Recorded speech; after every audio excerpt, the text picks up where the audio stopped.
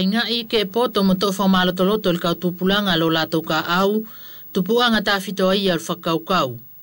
Talu le pulii o le mausolia, ko se konga maa uinga, le tausia lo uingoa, ilisa o le puleanga, tali e aonga le pepa whamao ki le nā, ki le sivisolia, le potur sekola, mo ikia tu whasinga pepa whakapuleanga.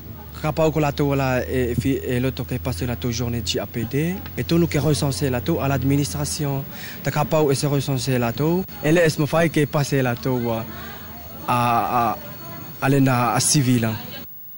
Tasia konga ma uinga o whakaukaula e te tua ilo ingoa ili sivote. Ko ye ma ua ki koto wana mor pasipo pe ko le kate ti mor kau pepa whakafamili. Ko le sosa e no whai le pule o le siako ko le eska unga maari o whanau i whakatasi taluai ke le esto soko al konga le nei i le ka au.